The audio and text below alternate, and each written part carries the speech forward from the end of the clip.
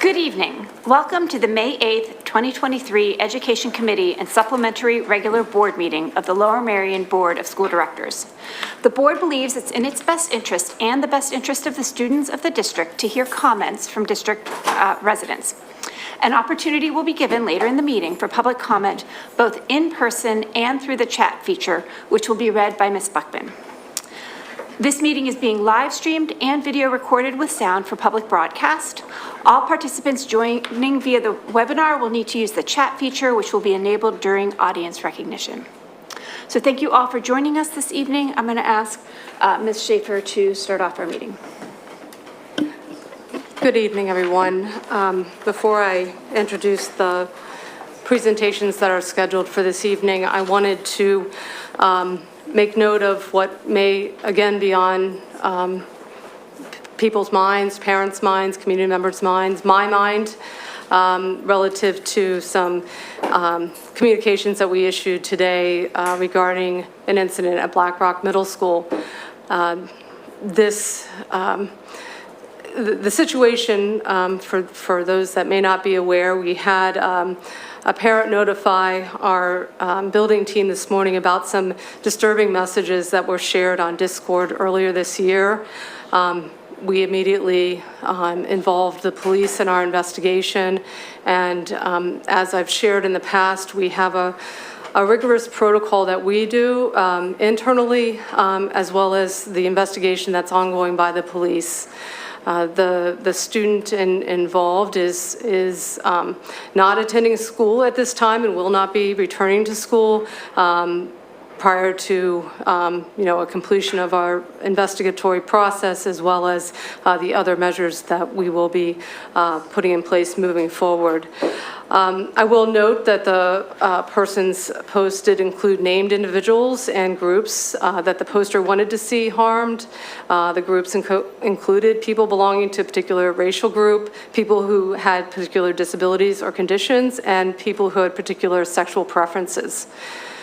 I share this because, again, I call it out as a concern that I hope we share as a community, and an effort that we need to tackle together, so that we're identifying needs of students, we're educating students, we're ensuring that the devices that they have at home and in schools are used with and meet the expectations of behavior and conduct. And when they don't,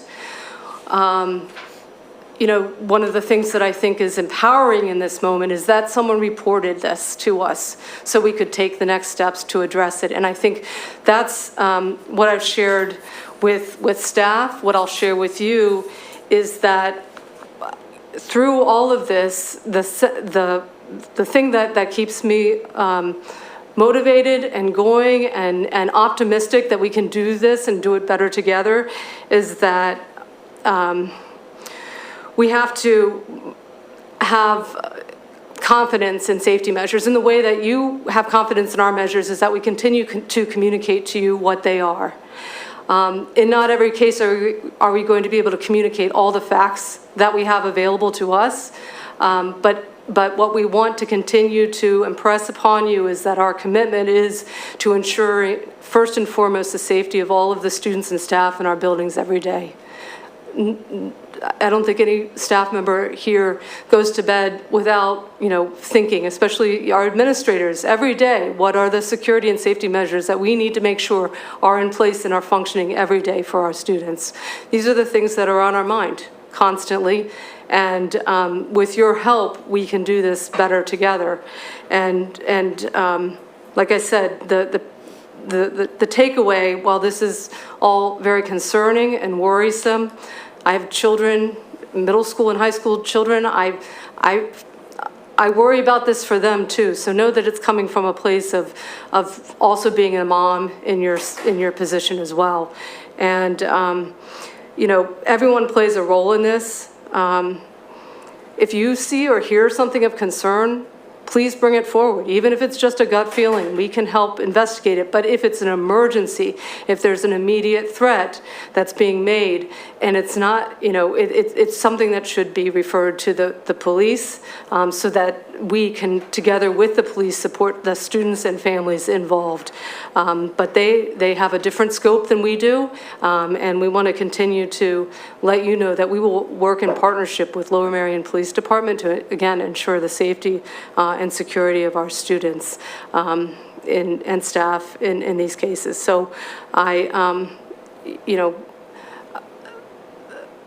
understand that this is a worrisome time, and know that we continue to be committed to addressing this for the benefit of our current students, but also how do we move forward that's in best service of our students and families here in Lower Merion School District. Thank you, Ms. Schaefer. And I just do think that it's important to sort of reemphasize some of what you said in terms of we are a community, and this is something that we need to work together with. And we welcome and value your comments and concerns and suggestions, but also remember that we are just the school district is a piece of our community, and that we need to be considering this in a broader perspective as well. All right, so moving on, 2 presentations this evening. The first one I will be giving on an update to the Healthy Start times, the requested modifications by the board, and then we will turn to the findings from the Equity, Diversity, and Inclusion Study, and that will be presented following this presentation.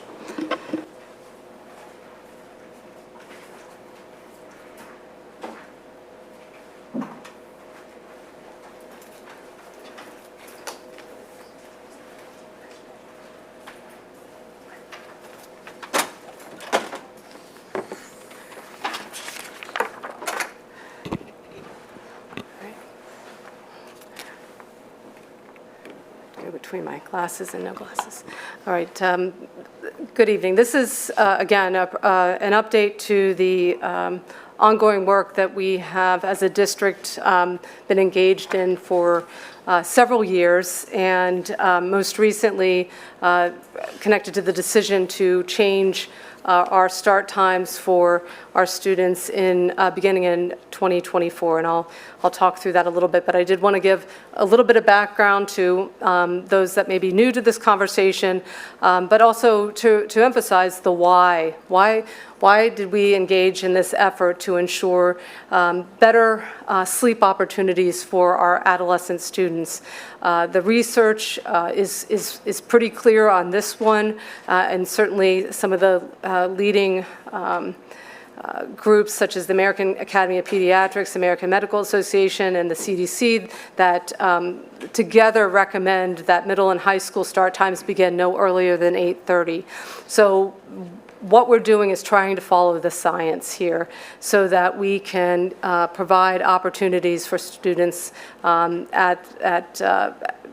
adolescent students to maximize their sleep, because what the science also says is that there's a recommended amount of sleep, 8 to 10 hours per night, and that because of the circadian rhythms of our adolescents, that it's harder for them to fall asleep and therefore struggle to get 8 to 10 hours of sleep if our start times are, continue as they are in those earlier hours. So the why behind this is pretty important to us. I would also add that it's, as we're looking at student health, more student wellness holistically here in the district, it's one piece of the puzzle. So we hope that this will be a part of a healthier lifestyle for students moving forward. Again, just for reference, there's some meetings from, technically June 2022 was the 21-22 school year, but a list of meetings that if you'd like to refer to the discussion and dialogue that's happened over the course of this past year. Board Docs has, for your reference, those earlier presentations which led us to where we are currently. Currently, though, this is our schedule, helpful to orient those new to this process, to the schedule. Currently, our high school starts first, with middle and elementary school following. High school begins at 7:30. You can see the total time in that final column for each level. And importantly, one of the things that we have to maintain here in the district is 3 tiers, so that our transportation system is able to deliver students to school and to home at the times that are identified here. The school schedules that have been authorized subject to possible modifications that are going to be described in this presentation are to a reordering. This was also referred to as a secondary swap. This entails middle school beginning first at 8 a.m., high school second tier at 8:40 a.m., and elementary and the final tier as they are now at 9:20 a.m. You can see that there's some adjustments to the end time as well as the total time of the day, which allowed us to present this schedule here. And there was a discussion around some adjustments that potentially could be made looking at this schedule. Though the charge for the administration was, at least in this exercise, was to maintain this order. So middle school, high school, elementary school. The requested modifications are identified here, and I'm going to take it to this one, which the first and third bullet are what I have couched as time adjustments.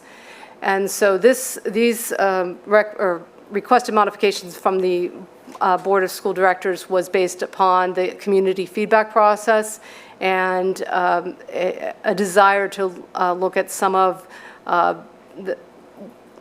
additional adjustments, including ending the elementary day 15 minutes earlier than the proposed end time of 4:05, and possibly considering a slightly earlier middle school start if necessary to ensure that no school ends after 4 p.m. So in looking at that particular request, we looked at several variables, and I'm going to walk through each one of them because to some degree this is a math equation and then an implementation question. So when we look at the different alternates here, and starting at the first one was simply to look at a shift, taking each tier and moving it 15 minutes earlier, thereby achieving the 15 minutes earlier at the end of the elementary day.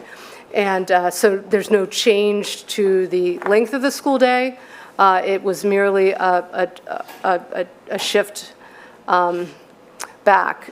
Some feedback that we received around this particular adjustment, and the feedback was through our administrative team and having conversations at the building level with staff to get their input on these particular adjustments and the impact it would have on the school day from their perspective. So again, some of the feedback was, well, this pushes middle school earlier into that 7:45 time, which is a concern that was raised, we know, in the community and also by our staff. So that was a noticing with this particular structured adjustment. Also, you still see in the elementary day that additional instructional time, but it compromises the time for staff to be together and to collaborate, which is true of the proposed time as well. So that remains an ongoing concern from a staff perspective. The one a couple positives from this adjustment, again from the feedback, is that there's no change to the time of the middle school day. And the high school adjustment was a little more desirable because I think the day ended a little bit earlier. And also we maintained that loss of 20 minutes in this particular scenario. So this was deemed a little more desirable from a high school standpoint.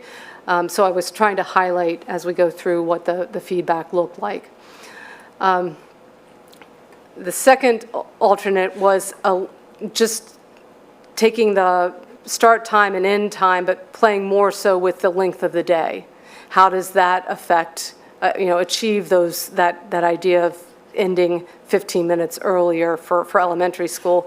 And what came through with the feedback that we've received so far is the concern about the amount of time that's being reduced from the instructional program across the day. And while we have looked at some schedules that make that work, I would say that the biggest reservation from the lens of sort of the instructional practice piece is that 35 minutes, while you can take 2 to 3 minutes out of subject areas, the cumulative impact of that over the course of the year can be days of instruction for a particular course.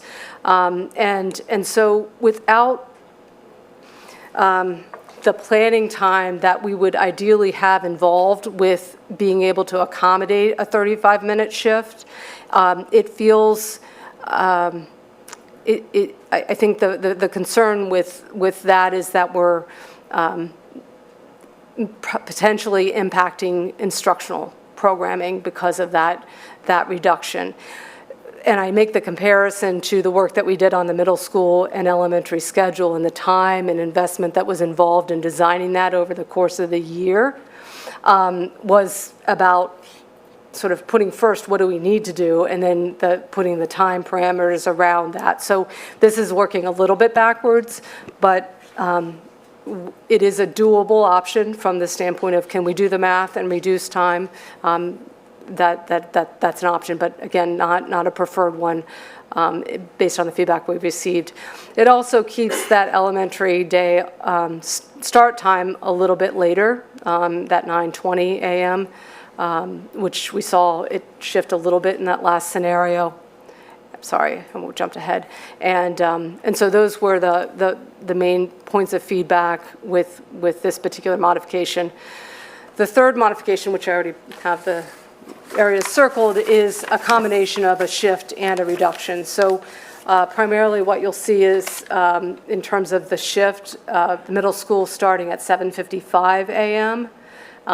That allows elementary school to start at 9:15 a.m. It also meets that objective of ending earlier than 4:05 by 15 minutes. So you see a 3:50 end time. And you also see it in this scenario, all of the schools have the same length of day. So it's a 6 hours and 35-minute day. Again, the concerns that were expressed here were expressed already around that reduction of instructional time at both the middle and high school levels. So putting this back into that chart, I tried to highlight so you could see a comparison of where the areas were noted of concern. Again, this is a check-in, this is an update for you in terms of the work that we've done to date around trying to make these modifications on the timing and some of the feedback we've received so far. So while it certainly is possible, obviously there are impacts elsewhere. And I'm going to also talk later a little bit in this presentation about some other places where we may be able to find some time in that transportation corridor, but we're not quite there yet, so I leave that for a future slide. But I wanted to move on to the other modifications and give you those updates as well. An important piece that the board articulated, and so did the community, is opportunities for providing before school child care supports for elementary students and their families. We have Right at School is our in-house child care provider. They work directly with parents and guardians about setting up before and after care child care arrangements, but they are hosted, they host those child care arrangements within our schools. And we have approached them with ideas about how could they potentially tier their options for families rather than having to pay a full amount for maybe time that families don't use. Is there a way to maybe offer an hour start? So much like we think about is their ability to staff that and being able to manage that on top of whatever their full-time program looks like in terms of enrollment. They're still looking at that and promised us some pricing options, but the questions we still have are is this a family contribution? Is the district paying a contribution towards that amount? So that would be one option. Another option would be for them to shift some staff to us that we would pay, and that they would serve as more or less a morning monitor. They did help support us during COVID with helping to provide some additional supervision with their staff and the distancing protocols that we had in place. So we had good experience with that as well. So that would potentially be an option as well if we needed to support some type of before care and what that cost might look like. And that's, again, for right at school staff serving in that capacity. We've also looked internally, potentially with cafeteria recess aides or stipend existing staff to provide that supervision. Again, it would, we need to build into that, because it would be, in terms of a safety and security measure, making sure that we have enrollment protocols, that we have attendance protocols, that we have. It couldn't just necessarily be a drop-off scenario for our staff, because we would want to make sure that we're providing the supervision that we're guaranteeing that we would provide in that capacity, and so there would need to be some parameters around that. And again, the question of the costs associated with that, is that a district cost or is that a shared cost with families? But we see that I think the good news is that there are some options for us to explore, and we will continue to explore that. And one of the caveats, I should say, we were operating more so under the assumption that this would be a schedule that would involve more than like a 5-minute shift. So if our currently 9 o'clock start time, if that was, we're looking at something that's shifting to like 9:20 that has more of an impact on families. It may be not a scenario where it was only 5 minutes or so. So that the other caveat I would put with this is the cost piece as it relates to the implementation of full-day kindergarten coming in the same year, and what the impact of that is relative to the other costs that will be coming online at that same time. So we are working on building out those numbers, and ideally we will continue to share out as we get more information from our from right at school. The other important consideration was ensuring that our educators are supported during the transition, that all staff are supported during the transition to the new schedule with choice, agency, and voice in the planning and implementation. And this one in particular is meaningful for us, I think, administratively, to ensure that our staff are, to the extent possible, accommodated in the transition period, although this is a little bit different than the K-8 transition when we had many openings coming online and needs to fill. We want to make sure that we are able to identify early what potential hardships this may be for our staff. And one of the ways for us to assess that is what the final schedule looks like. Will probably make a difference in terms of early care, late care, how much of an impact is it for staff and their families. So our intention is, and we continue to work closely with the Lower Merion Education Association leadership on all of these items. We will, certainly some of what we just talked about was reviewed at the building level with our staff to get that initial feedback. So our intent is to continue to solicit feedback from them as we move forward. A survey of staff based on those established schedules in the fall, seek to understand and accommodate where possible those changes in their core schedule. We also want to see in particular how that impacts their potential, I say EPER, but I realize that. So if they're a sponsor of an organization or a club sponsor, a coach, if the shift impacts their ability to fulfill that role, we also want to make sure we're accounting for that and being able to support those opportunities for students in 24 and 25 as well. And finally, if there are further adjustments, as I referred to, if we were going to, again, take the 35-minute approach, we would definitely want to make sure that more broad staff representation is involved in those conversations and how we make that 35-minute adjustment, if that's what it is, work in the best way for our students in their instructional experience. Some other refinements and commitments that I think are worth noting here this evening, and I mentioned previous to a minute ago, which is a potential look at our student transportation policy and administrative regulation early next year to see whether there are some ways in which we are currently providing transportation, and if we changed it slightly, may yield some additional time in those corridors that we're trying to maintain between levels, meaning right now we try to maintain 40 minutes. Is there a way to get 1 or 2 minutes there as opposed to taking 1 or 2 minutes off the instructional day and work in that direction? A shift to TransFinder. We've had a few board meetings discussing TransFinder, which is a school bus routing software that we're moving to, that we're hoping will potentially identify some additional efficiencies, which again, I don't think we're going to see a 30-minute reduction, but if we're able to gain a minute or two here or there, again, we would like to build that into the transportation gap as opposed to the instructional school day. And then also another year of hiring. We're hoping to see, continuing a stronger job market and hopefully more drivers interested in Lower Merion School District. Also, commitments moving forward is our, as I referenced earlier, the student wellness piece. Sleep is one aspect of that. We've are reimagining our student wellness policy. Our wellness committee is committed to ensuring that this is part of our work, and how do we frame this for students so they understand the benefits that we're intending to derive from this schedule change is our ongoing work.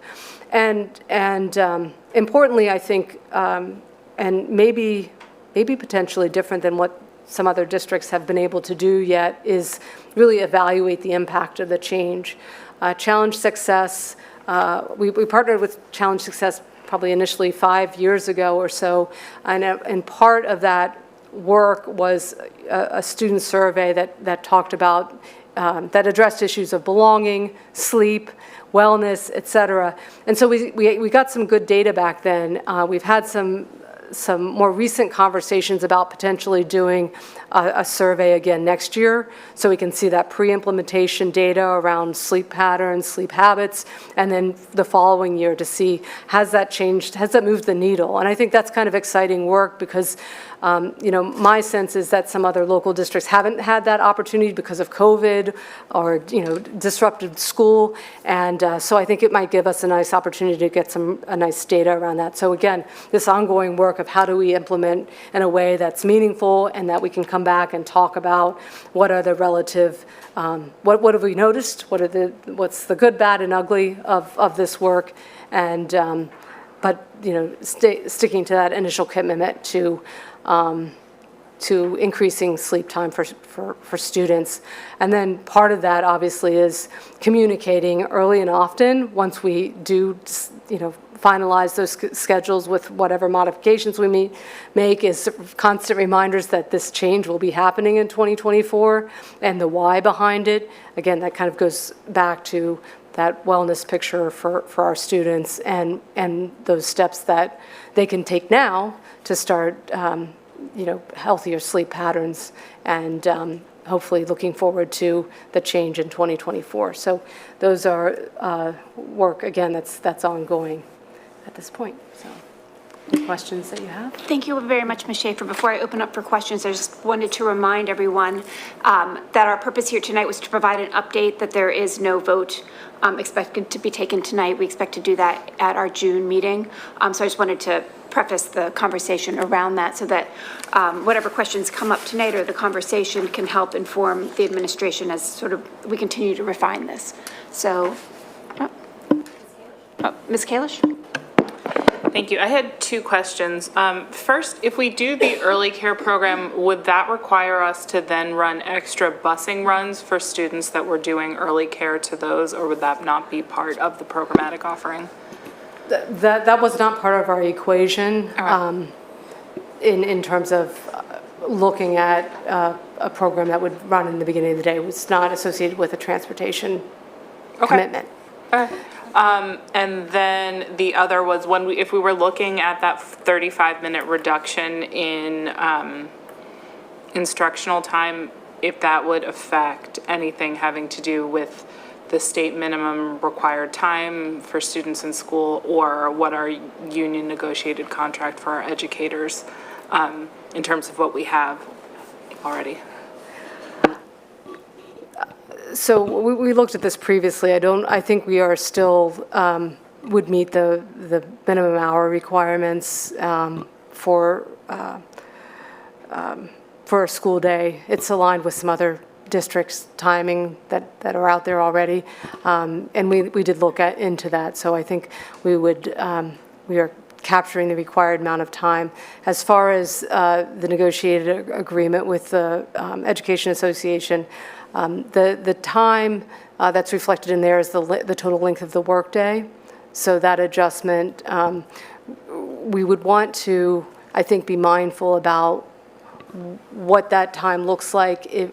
If the workday is 7 hours and 20 minutes, which it is, I should have led with that. That's the workday. And so if there's a reduction, how does that play out for expectations for our staff if they're not in front of students, if any? I mean, and this is just me sort of thinking out loud, but we've heard from staff in recent months that they would like more planning time, and we're always trying to get lots of PD, professional development, for our staff, and if we have that extra flexible time, if we did make that shorter, that could at least have the benefit of offering extra planning time for our staff. Dr. Sotner? And I mean, it's right here, but I just want to say it out loud. So we're already reducing the high school day by 20 minutes. The two options below just added almost doubling. Correct, so 15 additional minutes, Got it, yes. okay. Yep. I just wanted to make sure, because Yep. it's green, it looks like it's good, but we're already reducing. I just wanted to point that out. Yes, So if I look at alternative one, do you know now that 7:45 start time, what would be the earliest bus pickup? Would that be around 7:05 for middle schoolers? I don't know for sure. I think under the old scenario, it was close to that time, so I would guess it might be even slightly earlier than that. Again, with the caveat that we're looking at some other transportation refinements, and we can come back and continue to look at that from the standpoint of what the earliest might be. I think we could make some estimates on that. Got it. And then the same alternative one, and actually they're all the same, for the elementary school kids, probably the latest drop-off time would be 4:30. Is that about right? Because I feel like that's the math we did the last time. 4:57. I think the latest, I think that's probably closer to the average, but the latest may be a little bit later than that. So I think we were closer to 5 o'clock, 4:55, so 15 minutes back would be roughly 4:40, I think. Okay, Yep. got it. Thanks. Ms. Garrison? Thank you, Mrs. Schaefer. I was just curious about the modifications that might be necessary for people to have some support before the school. What's the name of the company that does the? Right at school? Right at school? Right at school. Would it be 3 aides needed per school? It would depend Potentially. on the number of students enrolled. So it would be, that's why we would need to create registrations and so that we would make sure that the staffing would be appropriate. Some schools have more students in before care than others, so it would probably vary between 2 and 3. Right. And so I'm assuming that once full day K is implemented, then we would need even more additional people. Potentially. Okay. All right, thank you. I have a quick follow-up to that question. So the cost estimate of the $67,000 to $84,000, is that for each school or across all of the schools? It's for all of the schools. Okay, For so- right at school staff. That's, yep. Okay, thank you. Ms. Sheriff? For how many people? I mean, I'm sorry. Remember, so it's just for an hour block. Oh, okay, I see. Yeah. Okay, thank you. Thanks so much. I appreciate the update and the work that you all are doing to explore our requested modifications. A few questions I have is currently, well, I understand on paper, the middle school starts at 8:15. What is shared with parents and families and students is for students to be at school at 8 o'clock. And so this modification would have a half an hour change to the technical time, but only 15 minutes to what is expected of students. My question is, would it be that 7:45 is the hard expectation for kids to be in there? I wouldn't want it to be, the question behind the question, I wouldn't want this 7:45 to be the like fake time and students are then expected to be there at 7:30, because then we're talking about a 45-minute shift, which is a different conversation. So the arrival and attendance period currently at the middle school is 8 to 8:15. So this would reflect, the 7:45 a.m. would be like the 8:15 bell. So it is. So it would be, So it'd be 7:30 to 7:45. But the arrival and attendance period isn't a required time, like they're not required to be at school at 8. so that's important, that is, okay. So- 8:15 is the official start time of middle school. I think what was created or conveyed this year in connection with the new schedule was this arrival and attendance period, so that students had a place to go beginning between 8 and 8:15. They are not marked tardy until 8:15. So similarly, we would structure something, that 7:45 would be the bell that created the situation, whether someone was on time or late. So my follow-up question or request would be for administration to explore options at 7:45, if you're saying that you need that time there, to explore where else could attendance be taken in the schedule, that 7:45 is the time that the doors open. Like, I do not, my request would be to not have a 7:30 expectation of entry up until 7:45. And so what other options or ways could we look at the schedule to have that attendance period? I have some ideas if we want, but I'll save them for right now. No, I think I can, we can look at that. I would also add, because it reminded me of just in terms of the shift in order means that middle school gets dropped off first. And I don't, with the middle period, sometimes what I heard from Mr. Vilsons is it depends on how efficient that first run is, and sometimes students get there earlier or later, and there may be more consistency in getting students to their designated location because they would be the first to arrive in the morning before the bus goes on to pick someone else up. I don't know that that has an impact. I don't think that impacts your question, but it just reminded me of another piece of this change that will be different for the organization. And my second, is that on that? Can I just add something into this? Is Mr. Vilson always mentions that they arrive 10 minutes before the start time. Is that built into this, or is that in addition? No, so the routing that he does, where we gave you some estimates before, has that time built in simply because, and as he's explained, but I'll share it again, is that all buses can't arrive right at the time of the bell. There needs to be some tiering of it so that students can be dropped off and there's not as much wait time. So there is some natural tiering to that, and there has to be a schedule that's built so that students arrive before that final bell. So typically I it's around guess 10 the minutes. difference, I would say, is in the elementary, the doors open at 8:40, but they're not sent up to classrooms until that first bell. In the middle school, they're sent to classrooms upon entry into the building, which creates a different expectation for students and families about what time school actually starts. So to your point, Mel, about arrival time, like how are we actually mapping those procedures and expectations so there's equity across the district, and actually what we're saying on paper as start time is a start time for families. And certainly between now and the final presentation, I can make sure that the board's updated around specifically what those protocols would look like under a revised scenario.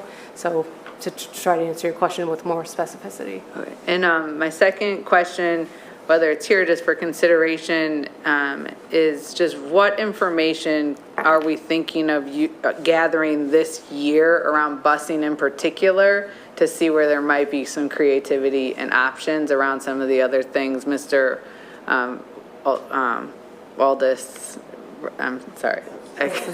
Yes, presented, I'm a little tired, presented so that we can really use to this year as like a building year and getting information we might need that allows for more creativity. And I mean, in terms of some of those strategies beyond just the adoption of a new routing system, which is a lot of changeover in the department, I think, through some of the policy work, that might help provide some direction to take a look at ways in which we might create more efficiencies in our routing moving forward, so. So I'm going to follow up on that to share my concern, which I think is where you were sharing as well, around concern around, does 7:45 really mean 7:45, right? And whether that, and I think that's a really important piece that needs to be very clear in terms of any sort of movement on that. Ms. Schaffmeister, did you have another?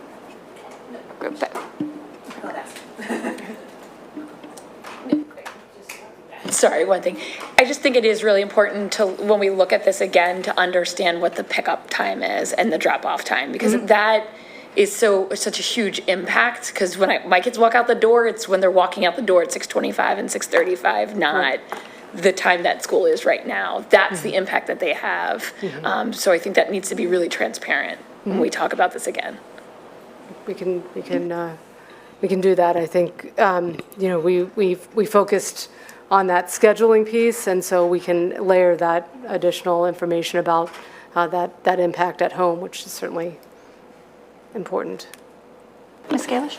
I don't have a question. I just wanted to reiterate as we're having this conversation that part of the reason that the community was unhappy with the 2019 plan was that there was a tier of school that started at 7:45, and I think that it would be really not a great precedent for us to set if we then turned around and approved a schedule that started at 7:45.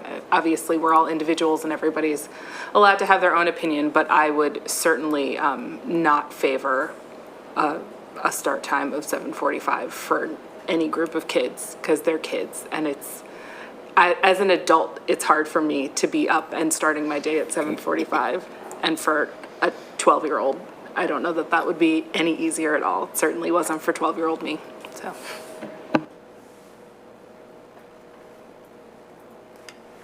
Okay, well.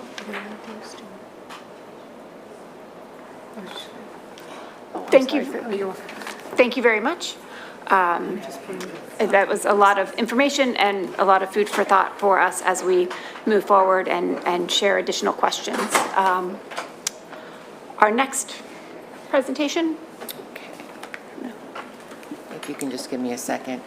Emmy, if you want to go ahead and share your screen, that'd be great. Do you want to go? Yeah, yep, so tonight we have the culmination of our equity, diversity, and inclusion study through Education Northwest. Zooming in to join us today is Emmy Fujiata Conrads and Ashley Denton. So they should be up in a minute and ready to go, I think. I'm sorry, Emmy, stop sharing. It's not going to let me bring you over. Here we go. All right, there you go. Welcome, Ashley and Emmy.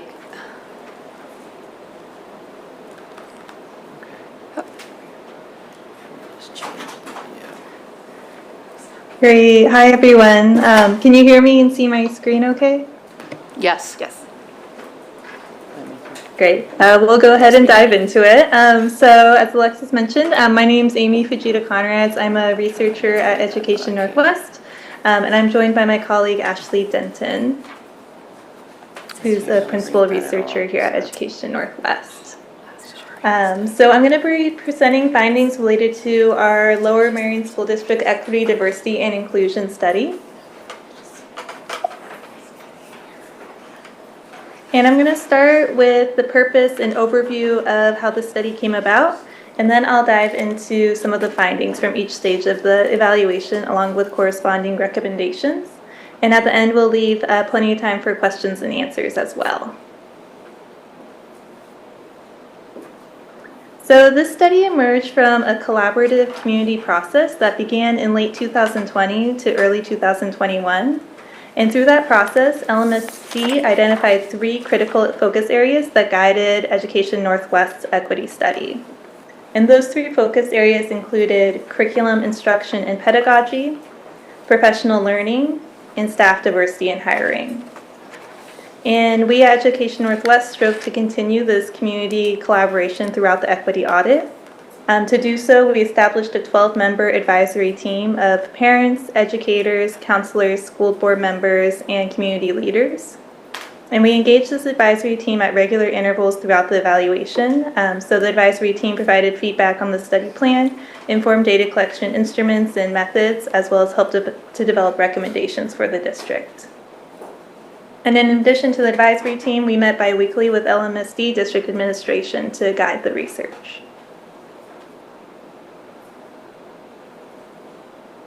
So our equity study questions were derived from the 3 critical focus areas identified earlier. So first, related to professional learning, we asked how have diversity, equity, and inclusion professional learning opportunities impacted teachers, staff, administrators, students, and families. For curriculum, instruction, and pedagogy, we asked to what extent is the district's curriculum diverse, equitable, and inclusive? And related to staff diversity and hiring, we asked what are the impacts of ongoing recruitment and retention efforts related to diverse teaching candidates, administrators, and staff. And finally, we conducted a landscape scan to understand how each school building understood equity in the various practices that they implemented at the building level. So within this area, we asked what strategies to promote equity are being used within each building at Lmsd, and in what ways have these strategies changed over time.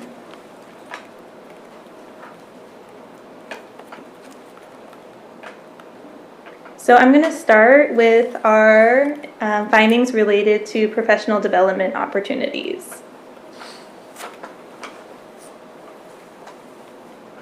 And our approach to understanding Lmsd professional development opportunities centered on 3 key data collection activities. So 1, we conducted a document review, and this included a review of the different types of programs offered as well as the topics covered. We also reviewed any types of tools that were provided to educators to facilitate implementation from these learnings into the classroom. Second, we conducted surveys. So we conducted a district-wide teacher, student, and caregiver survey. And the surveys focused on perceived changes in teaching approaches and strategies due to professional learning, teacher motivation and self-efficacy in teaching the curriculum, as well as their perceptions on access to organizational support. And third, we conducted 8 focus groups with a sample of Lmsd administrators, teachers, and counselors that represent the 11 schools within the district to understand qualitatively the successes and barriers related to implementing diversity, equity, and inclusion curriculum.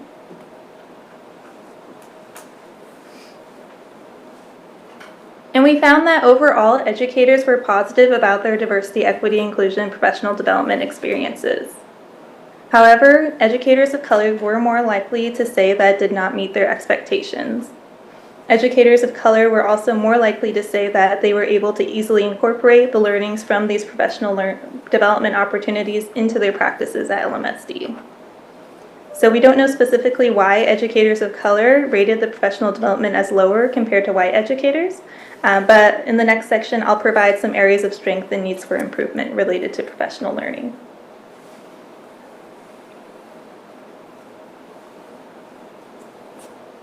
In the survey and focus groups, we asked educators about their feedback related to DEI-PD, and they said that strong relationships with colleagues was a necessary foundation to begin conversations around diversity, equity, and inclusion. So as one educator wrote in the survey, I need to feel comfortable with the group because I need them to know who I am at the core. I feel like the things I say could be misinterpreted if people don't know me, and it makes me less inclined to share. So as this educator really exemplifies this larger theme related to building strong relationships in order to facilitate important conversations around equity and inclusion in the classroom.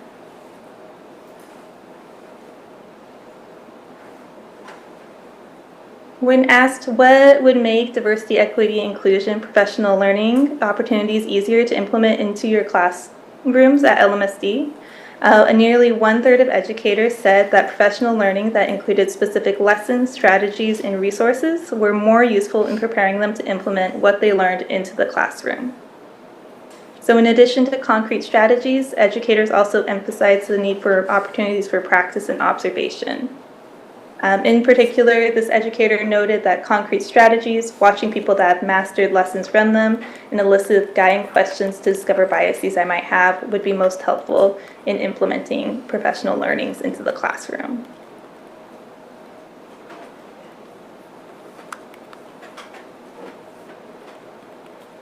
Both focus group and survey participants said diversity, equity, and inclusion professional development is most effective when it can apply to each individual. And this includes individuals' own knowledge and experience related to implementing equity practices in the classroom. As one educator noted, at some point, training must provide a useful assessment to help determine where we all stand on the continuum of diversity, equity, and inclusion as it pertains to knowledge, skill, and practice. A one-size-fits-all program are deterring faculty from staying connected to the training. So these educators really noted the importance of making sure that training is tailored to fit each individual's needs in order to make sure it's relevant and personalized so they can implement it in their classrooms.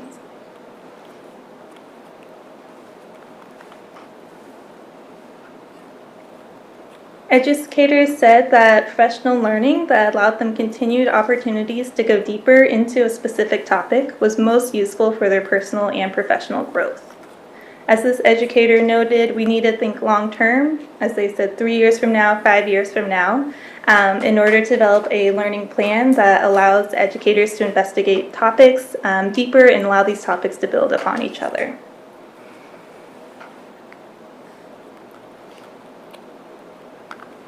Finally, an affirming culture is crucial to DEI learning. Educators noted the benefits of a supportive district in building administration. As this educator wrote, the fact that the district has always supported the core principles of diversity, equity, and inclusion has made it feel like it was okay to advocate for these core ideas with my students, and it wasn't ever controversial. As this educator noted, and as other educators noted in our conversations and on the survey, administrative support fosters greater trust and willingness to use equity practices within the classroom.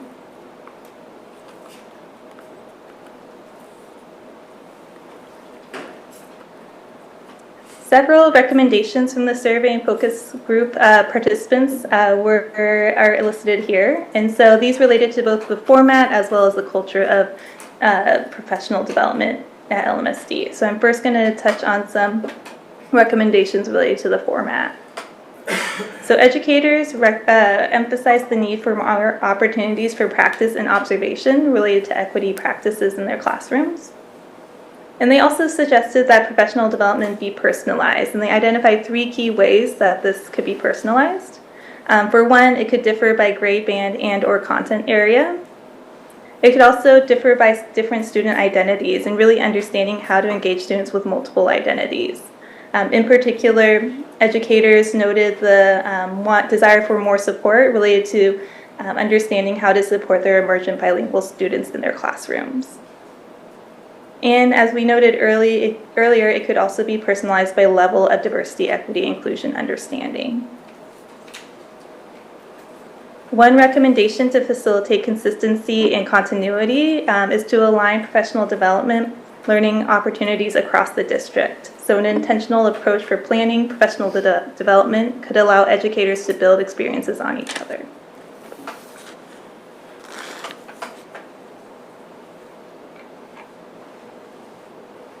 In addition, our participants as well as advisory group provided some recommendations related to building supportive relationships and an affirming culture around professional development.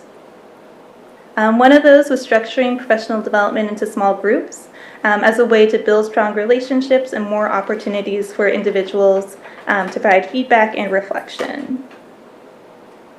One way to build these small group times into Lmsb current structures is to use the professional learning communities as spaces for educators to extend their learning from professional development into small group conversations. In addition, educators could serve as leaders and coaches to help their peers learn equity skills while building relationships with colleagues. And as we noted, survey participants and focus group participants noted that administrative support is crucial to building an inclusive culture. And in particular, educators noted that in the current socio-political context, and resulting politicized learning environment can make them hesitant to approach DEI topics in the classroom. So administrative support can give educators confidence in using those practices. Finally, survey participants suggested that the district could develop some sort of accountability measures for implementing DEI professional development to ensure that all educators implement what they're learning into the classroom. So I'm going to pause there for a second to see if there's any initial questions or reactions to these findings related to professional learning at LMSD.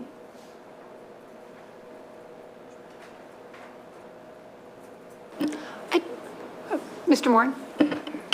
Sure. I was just curious, you mentioned earlier in your presentation around some of the disparities between some of the teachers of color in terms of how they related to the efficacy. Okay, we'll keep moving forward. The second section is related to our findings on curriculum, instruction, and pedagogy. Like, now I have to come over here. Hold on 1 second, I have to turn this. I'm So- sorry, Emmy, excuse me, I'm so sorry. You were unable to hear Mr. Mooring. He does have some questions. So I think we're going to have Dr. McGloin come up, and the board he's gonna director only hear will from that ask a question, and she kind of have to translate it for you. So sorry about that. No worries, thank you. Okay.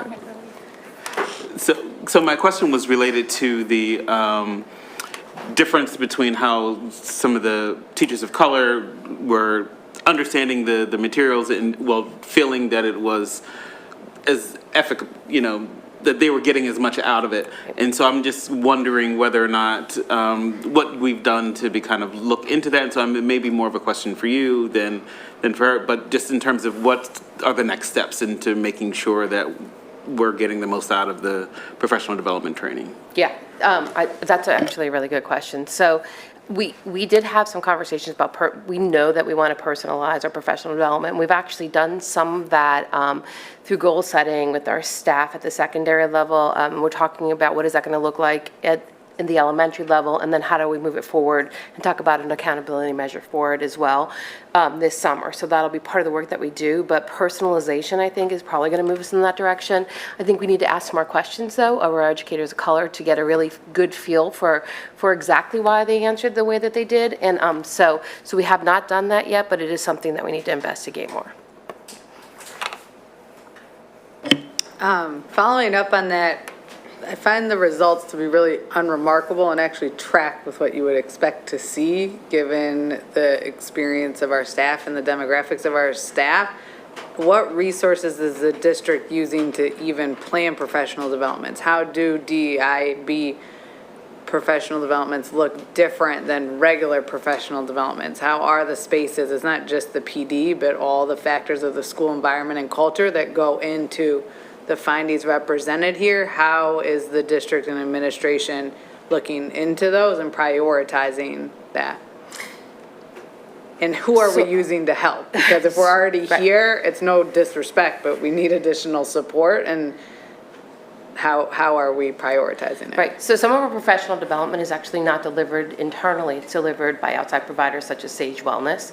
And they're actually a really big partner for us. Shwana is part of the conversations. Jen is part of the, Dr. Gaudioso is as well part of the conversations about how we're delivering them, delivering the staff development. And so it is through both internal and outside partners that we have. Some of it's done in the buildings, not just done at a district level. Often you'll see staff development around DEIB delivered at the building level through their 5-hour collaboration time, book studies, and so forth.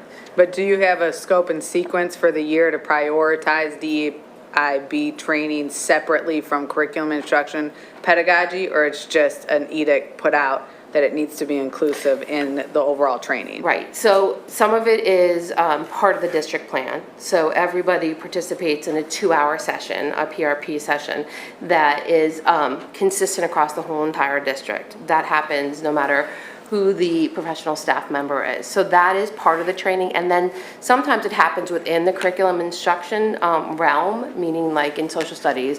We have a training coming up in another week for our social studies staff at the middle level. So sometimes So the it's a little answer bit is of both. no. So a 2-hour PD is the current requirement for our staff for DEIB training?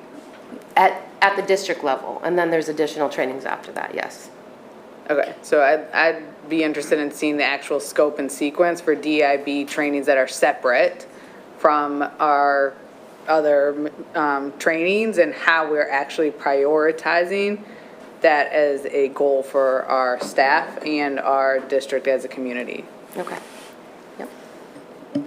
May I respond to that? So, one of the things we have to remember is that, and a lot of times we talk about equity work as if it's something separate. Equity work should be embedded in everything that we do, and I've said this multiple times. So sometimes maybe it's identifying where the equity component is in professional development that we're providing to staff, and we do have additional partners that we're using. So I wasn't here for the beginning part of this, but since I've been here, I've been trying to connect all these dots. We are working with the University of Pennsylvania as well to provide some of our support and training for our staff. And so now having the equity director looking at this study, having conversations, being in buildings, but we can't keep saying that it's going to be something separate. It has to be embedded in everything we do, every day, every conversation that we're having. It's all a part of equity.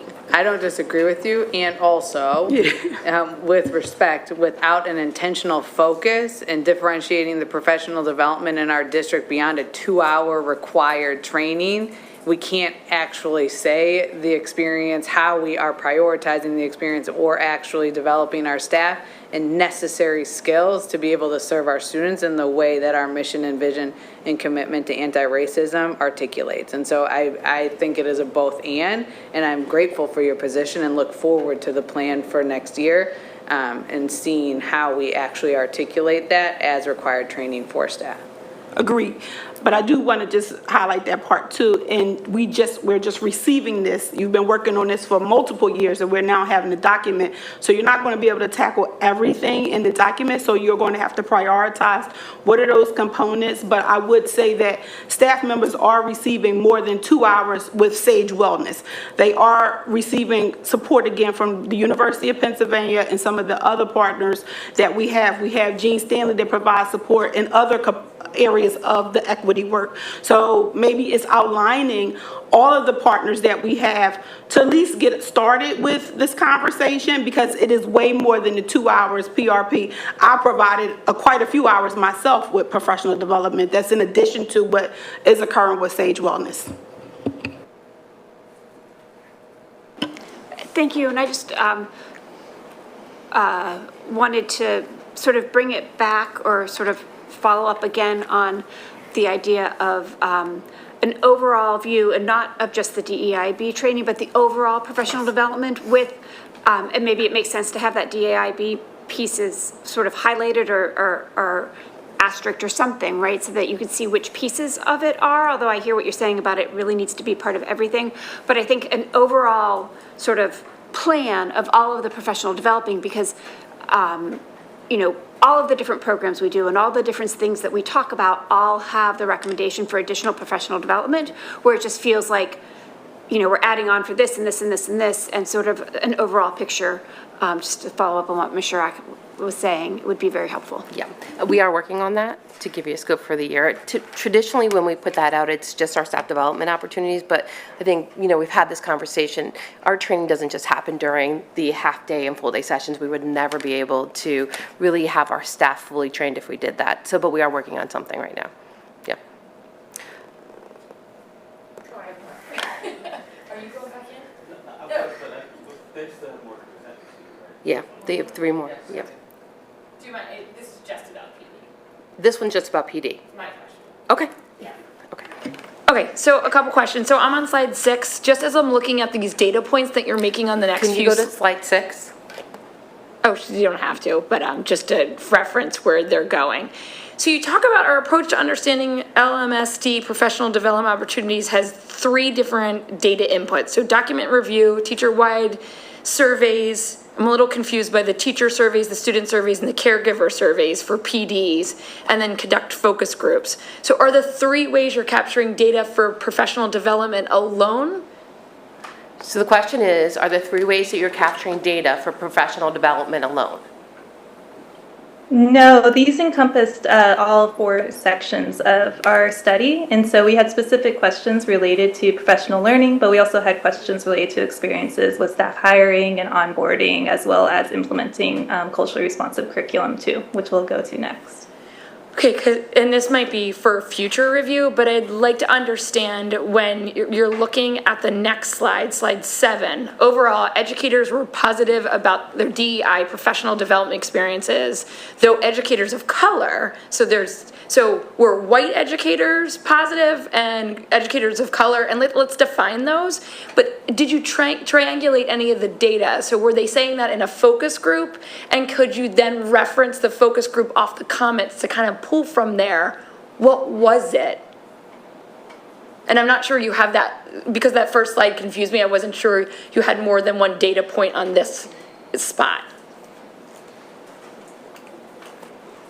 Did you get that? Yeah, we didn't disaggregate, I guess, like focus group data depending on student or educator identity and their experiences within that. We did, later on we'll touch on, we did look specifically at conducting a BIPOC educator focus group specifically for staff hiring, but we didn't do that specifically for these professional learning opportunities to really pull out what educators of color were experiencing and how that might be different than white educators in the district. Okay, and last question, slide 8, for example. So you're making a generalized, I'm assuming, just correct me if I get this wrong, the generalized statement at the top is your finding in orange, and then the gray statement or black statement, educators said that strong relationships with colleagues. Is that like a significant statement? Like, was that like a significant sampling of the data? And then what was the base amount of data? I guess I really want to see your data packets and their surveys to show us how many people were answering what, how many people answered it overall. And then did you have open-ended questions as well in there? And then I'll stop. Yeah, all of that. And actually, I might kick it over to you if you, I know you're closer to that data. Yeah, absolutely. So for these slides that are kind of our big high-level finding slides, yes, they are the themes that we saw that ran through all of our data, and we pulled these out as kind of example quotes that either came, this one, for example, came from the survey. We have a couple of others that came from focus groups, but kind of pulled out some example quotes that were reminiscent of the themes that we saw broadly. We also gave these themes back again to the advisory group and let them help reflect on these and see the way that they are embedded within LMSD context and kind of the history of professional learning. And so that's kind of, it's a little bit hard. I would say a lot of the research that you might see normally will pull out one data source and then this, like, here it is, and then but we really kind of looked at these themes across all data sources and tried to kind of pull themes that were reflected in each, because we collected, you'll get access to our instruments shortly as soon as they're made ADA accessible for being online. But we have a lot of data, we have a lot of information. And so we really kind of tried to pull out those things that were most strongly indicated within the data to show here. And the reports also have a little bit more detail on where each kind of finding came from more specifically. But for the surveys, we had, oh goodness, it's a pretty high response rate among educators. I'm not gonna be able to remember the exact number now, but pretty high response rate among educators. So most educators did respond to this, and we had quite a few open-ended responses to sift through. We had 3 major questions that we asked, and I'd say 2/3 to 3/4 of respondents answered all 3 questions. So quite a lot of data to sift through, probably, what would that be? 1,000 plus open-ended responses. Does that help? Yes. I'm sorry. Yes. Yeah, okay, Okay, yeah, thanks. great. I think we're good to move to the next study? Yes? Okay. Okay, great, thank you. So our next section will cover our inquiry into Lmsb curriculum instruction and pedagogical practices. Be able to do it. And we had 4 key data collection activities that informed this area of inquiry. First, we reviewed Lmsb English Language Arts textbooks, teacher manuals, handout, book list, presentation materials, and readings, using a culturally responsive teaching rubric to understand the extent to which they promote an inclusive and culturally responsive lens to teaching. We also administered the district-wide teacher survey to understand teacher instructional practices, pedagogy, and implementation of DEI curricula. We implemented teacher or caregiver and student surveys to understand their experiences with the curriculum. And then fourth, we also conducted classroom observations. So we trained administrators within each of the buildings to be observers using a culturally responsive classroom observation rubric as well as a school environment rubric. They were randomly selected classrooms to observe within different buildings and reported data back to us to inform this data collection.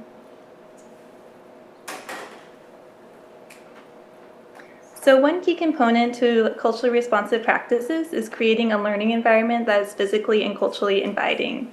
So students need to see themselves within and their cultures respectfully reflected in pictures, displays, and on the classroom walls.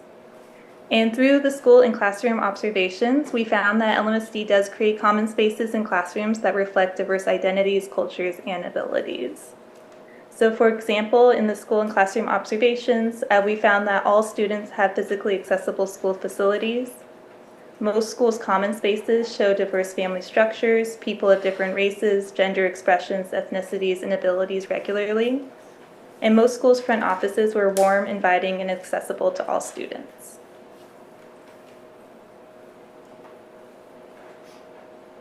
Similarly, in the survey, many students felt that their classroom environments reflect a variety of cultures and experiences. However, we did see that this was less for students of color in secondary school. So on this chart here, we can see that around 40% of white secondary students found that almost all of their classroom environments reflect a variety of cultures and experiences, while only 30% of students of color indicated the same.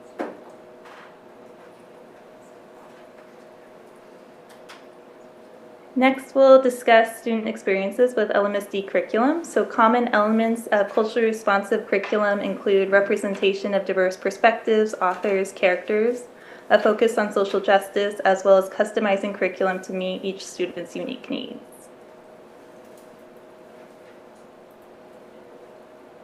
And many students said that they did read texts from authors from diverse backgrounds and identities in some or almost all of their classes.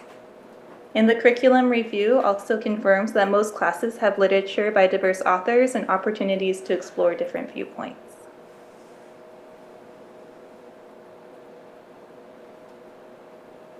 In the district-wide educator survey, we asked educators to reflect on their experiences implementing culturally responsive curriculum.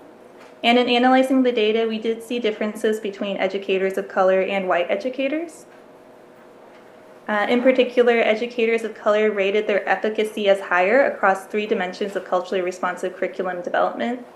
Those included designing lessons and implementing the activities that explore different cultures, revising instructional materials to honor and elevate various cultural groups, and selecting culturally and linguistically appropriate assessments and making modifications as necessary.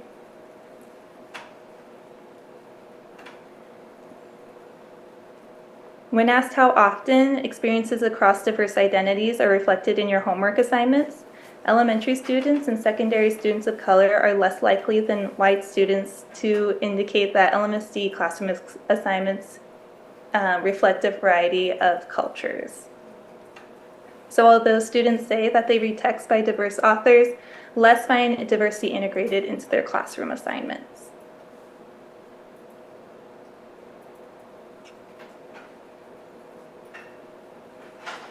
Culturally responsive instruction and pedagogy incorporates students' lived experiences and frames of reference into the teaching of academic knowledge to make their learning experiences more personally meaningful. And a culturally responsive teacher forms relationships between students and families, including collaborating with families and local community, communicating in culturally and linguistically responsive ways. So, however, all educators, but particularly white educators, express slightly lower levels of efficacy in developing culturally specific communication strategies.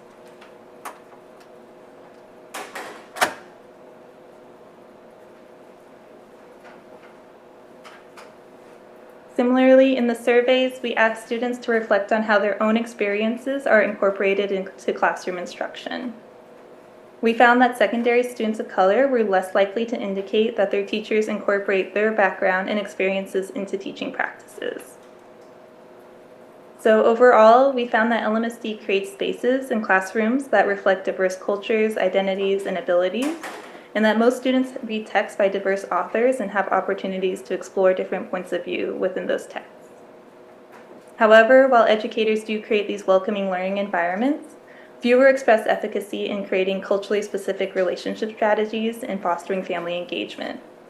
And students of color were less likely to indicate that their teachers incorporate their backgrounds and experiences into their teaching practices.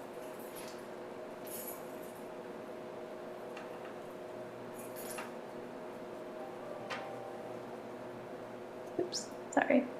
Another key component of culturally responsive curriculum is developing a broader socio-political consciousness in students to create different social norms and institutions that produce social inequities. However, fewer students say that they encounter issues of social justice within their classroom assignments, and this is even less for students of color compared to white students. So in this chart here, we can see that around 47% of secondary students of color encountered issues of social justice in their classroom assignments compared to 57% of their white peers.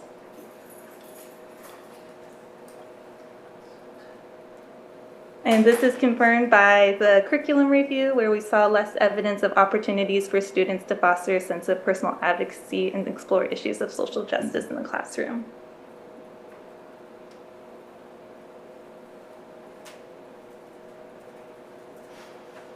So educators, as well as our advisory group, offered several recommendations for district-wide support to implement culturally responsive curriculum.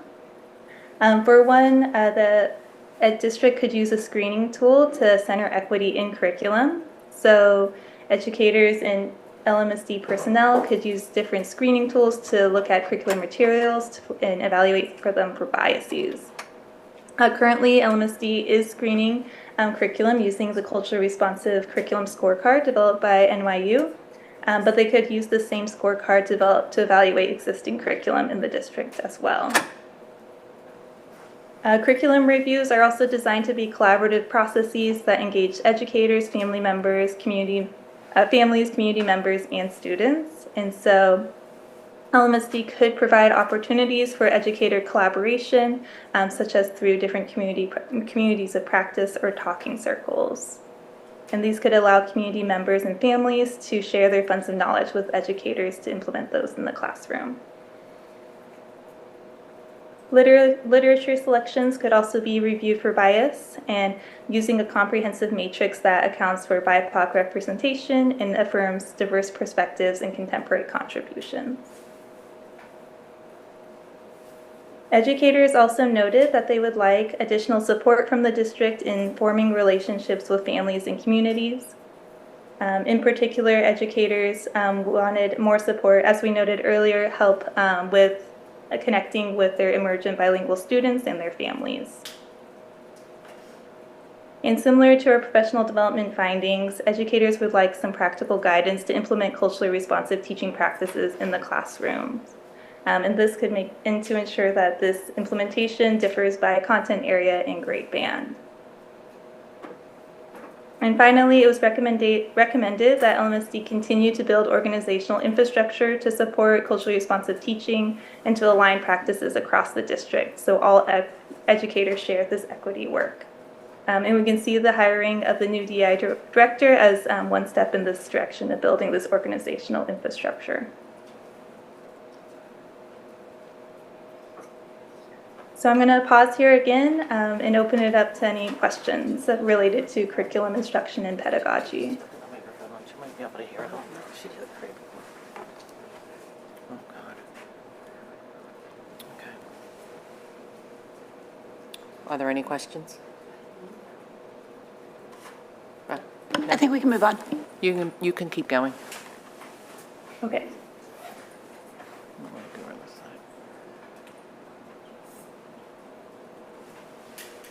So our third section is related to workforce diversity and staff hiring. And to better understand LMSD staff hiring and diversity practices, we reviewed documentation. So this included staff hiring data at LMSD and human resources policies and documentation. We conducted focus groups, so there's 8 focus groups with LMSD administrators, teachers, and counselors. And we conducted a specific focus group with BIPOC educators and one for BIPOC administrators. We interviewed the human resources team at the district, as well as conducted an educator survey. And we had specific questions on that survey for educators who had participated in hiring committees.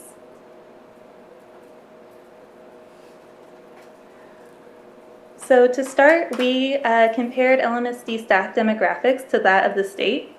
And when looking at the staff demographics, we can see that LMSD staff tend to be more diverse. So about 10% of educators at LMSD identify as BIPOC, compared to 5% within the state.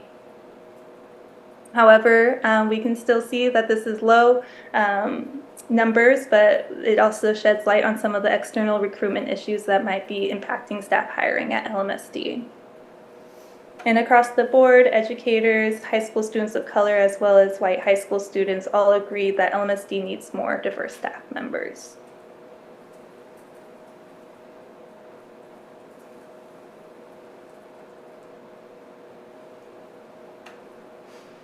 LMSD uses a variety of methods to recruit and hire diverse candidates. So these strategies include, but aren't limited to, recruitment fairs, partnerships, advertising, principal engagement, as well as investing in teacher salaries and benefits. However, many noted that these external issues can impact recruitment efforts. And so this is a quote from one administrator focus group. My impression is that LMSD is taking vigorous measures to find diverse candidates and to support them once hired. The reality is that for systemic reasons, there are not as many diverse educators as would be ideal. Many of them do not choose to work in a predominantly white suburban school district.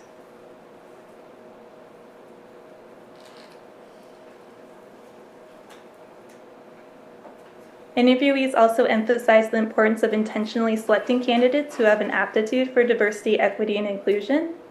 As this focus group participant noted, we need to take it back to the application and hiring process as far as what questions are being asked when people are interviewed. You can't force everyone to be on the same page, but there's a huge difference between teaching a lesson that you feel is real and then just doing it because you have to teach this cultural proficiency lesson. And survey participants and interviewees noted that LMSD has made progress in this area. For example, the district's Achievement Imperative Task Force is developing a standard of diversity, equity, inclusion questions to ask of all potential hires. And in the survey, educators who had participated on hiring committees agreed that the scoring rubric and interview process helped them to identify candidates who demonstrated equity skills and promoted an equity mindset.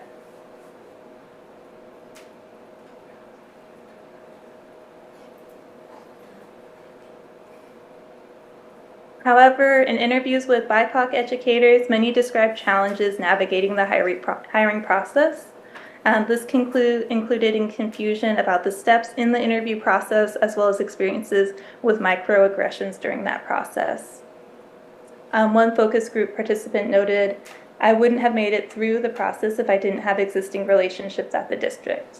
That's something that needs to be considered if you're trying to get a person of color into a predominantly white institution. There has to be a process helping them navigate it, to have the courage to approach it, because it already comes with barriers that are invisible.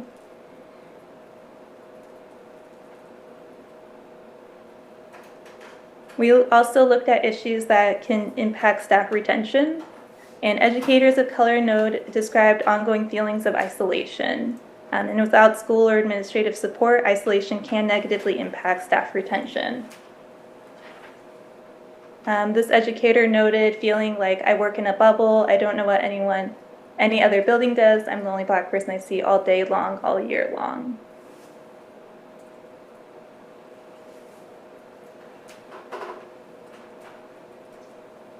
In addition to feeling isolated, educators of color described feeling an added burden from the district staff as well as families to promote equity efforts and to represent students of color. So feeling undervalued, stressed, and overworked can also lead to burnout and fatigue. This educator noted this as the token tax or the expectation that you have to bear the responsibility of additional duties. In addition to everything else you do, you are now the Black mentor for everything Black in the building. From a retention standpoint, it's overwhelming.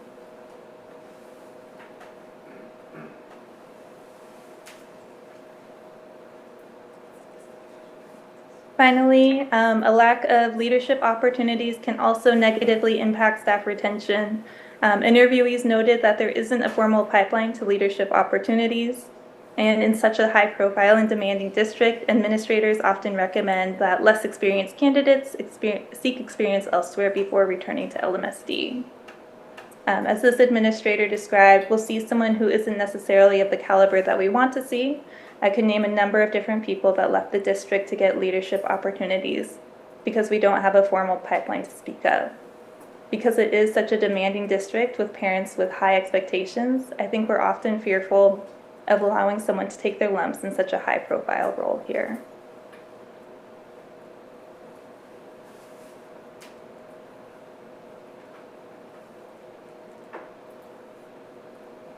We were also provided recommendations from these administrators, educators, as well as our advisory group related to workforce diversity and staff hiring. So for one, interviewees recommended that the district actively encourage educators of color to apply for open positions and then support those applicants through the hiring process. Educators recommended that early support and onboarding for new staff of color, as well as developing an affinity group so that educators of color can build community among teachers across the district would be helpful. And with the hiring of the new EDI director, we've seen a resurgence of the Mosaic Affinity Group for educators of color. Educators also stressed that equity work should be shared by all staff members. And to help with this, the district would provide all staff members with professional development to improve the school's racial climate. So linking back to our professional development findings. An increased transparency around candidate selection, pay, equity, and promotions could support educators of color accessing learning from the recruitment process and as well as approaching it. And then finally, rather than recommend, educators recommended that the district create networks and professional learning opportunities for BIPOC educators interested in becoming administrators so that they could develop the skills internally to become school and district leaders. So I'm going to pause there again before we go into our final section to see if there was any questions related to these findings. I think we can continue to move on and just ask questions at the end. Okay, I'll tell her. Mimi, I think we're going to just go ahead and have you finish through the end, and then they'll hold their questions. Thank you. Perfect. Okay. So our final section was related to the landscape scan. So this provides an overview of some of the findings we found within each of the schools. We asked school principals and diversity, equity, inclusion leads within each of the school about their strategies that they use to promote equity and the ways in which these strategies have changed over time. And the development of this landscape scan really emerged from our site visit out to Lower Merion last fall, where we talked to principals and school leaders and learned that each school has its unique culture as well as own way for promoting equity. And so really to ensure that any future equity work by the district builds upon some of the great work that's already being done at the building level.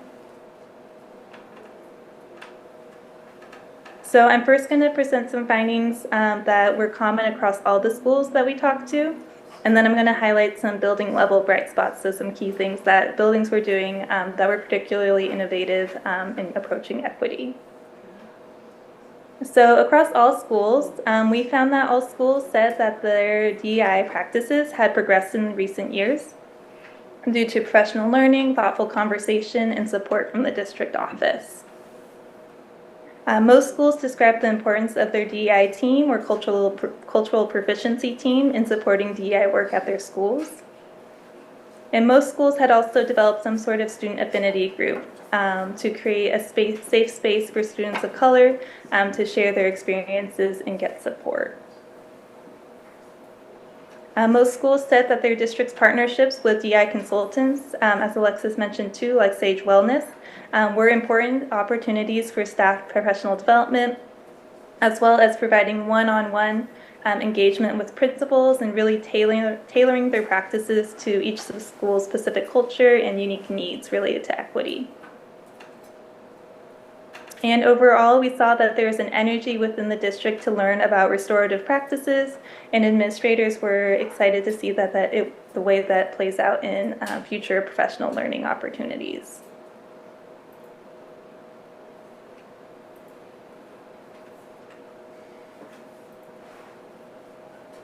Next, I'd like to highlight some building level bright spots that are happening across the district. So these are some innovative supports that we've seen building administrators and leaders provide for educators. So some school administrators are providing grants of about like $500 to $1,000 to support staff's DEI ideas, projects, and activities. So in this way, staff are provided the opportunity to take on leadership around their school's DEI efforts. Schools are also making connections with families and communities through dinners, picnics, ice cream socials, and potlucks. So these events provide spaces for families to build mutual support, share their traditions, and form community.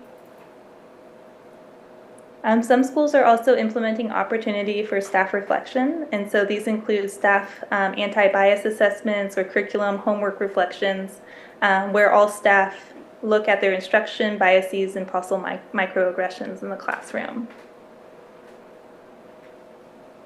Staff are also offered opportunities to learn and discuss DEI-related strategies and challenges through book clubs, equity action groups, community circles, and courageous conversations.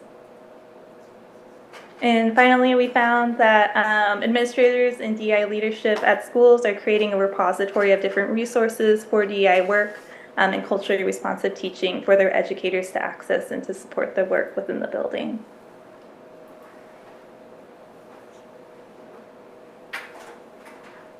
And finally, we have some recommendations for district level support for building level DEI efforts.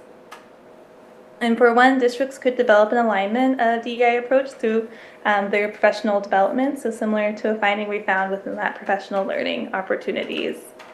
So a year at a glance or like an equity framework that's aligned with the equity policy could be helpful in aligning district-wide efforts.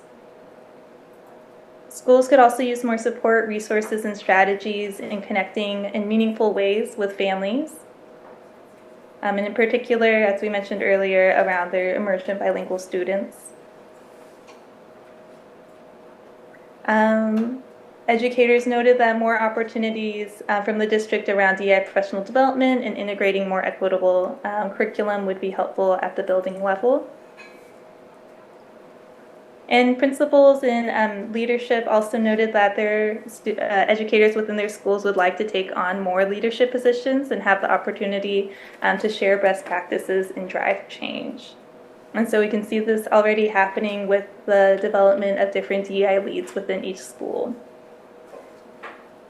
And schools would also like to increase their staff diversity, and they recommended that school leadership as well as the district tap into the professional networks of support staff and educators to continue to screen candidates for their aptitude for equity, as well as continuing to develop some of these educator affinity groups and mentoring opportunities at the district level.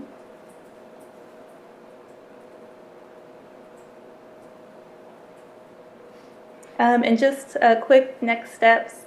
So after this presentation, we will be releasing 4 research briefs, as well as a technical appendix with all of our survey findings, protocols, curriculum review, and observation rubrics as well, for a deeper dive into some of these findings.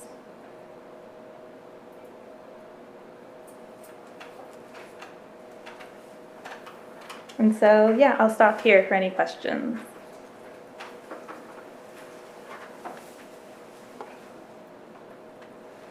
Okay. Thank you very much. I think that we have asked the questions this evening earlier in the presentation. I did want to note that this presentation had also been provided at the curriculum committee of the board, I think several months ago, so there was a lot of conversation at that time around what was going on, and also there were some points that I think were brought up this evening about some steps the district has already taken, like around the hiring practices. And I bring that up just to point out that there is ongoing work and work going on while during this process. And as was mentioned, the 4 reports will be available on the website once the once it goes through the accessibility process, but that they will be available in the near future. Thank you, Emmy. Thank you, Ashley. It's Ashley, right? Thank you very much. All right, so now, okay, here we go.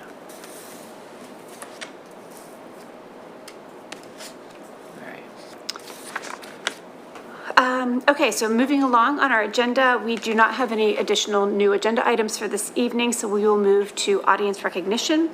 At this time, Ms. LaPera will open the chat feature, and you will see a 10-minute timer appear on your screen at home.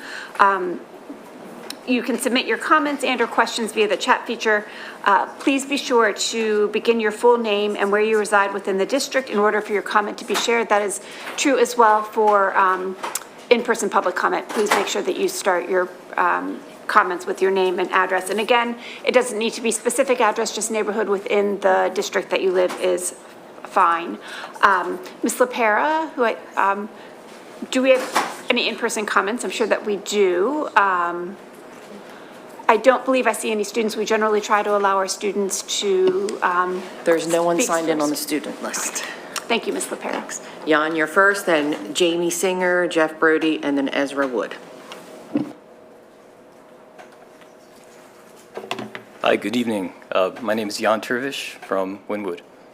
I'm here on behalf of the Lower Merion Heritage students. They're very busy. It's the end of the school year. I want to congratulate everybody. AP finals, some people have gone behind them, some people have a few left, and then Noah wanted me to say that she was busy working on her documentary on Oakwell this morning. Saw her out there hard at work, so anybody's worried, rest assured. Also, Sam Dugani working on his finals, and little Greta Agnew is busy getting ready for bed. It's bedtime. So, but I do have something on behalf. It's not often that the school board and many of the decision makers get a gift from the work that's been done by both Villanova students and Heritage students. I think going to be a wonderful example of not just Lower Merion excellence, but township excellence here. And so I'm going to pass it off to some of you. It's from the students.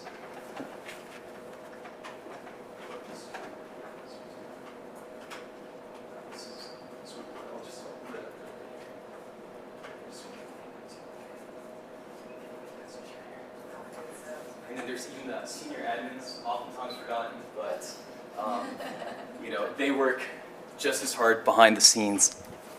So if you open that up, they'll be back in June to really talk about their vision. I know Lower Merion is constrained in what it can do on that site, but there are other entities that are around that can provide both the horticultural facilities and the know-how and the training, and then there are other institutions that have the resources with an overlay of Black Rock Middle School functions, right? There is Black Rock Middle School functions from cross-country, volleyball, ultimate frisbee, running around, even if it is just having a place to do art. Noah was mentioning how well this proposal documents that aspect of preserving the, having more learning, right? This element of more learning, more play, more education on a site that I think everybody has a lot of interest in cultivating and really elevating and having its best.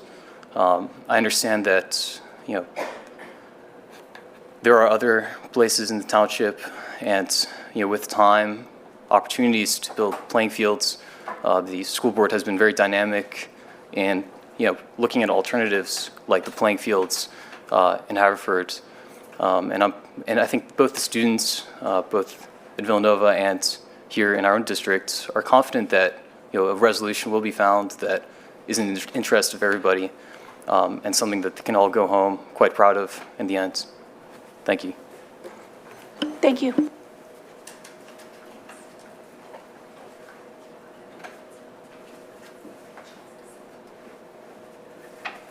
Good evening.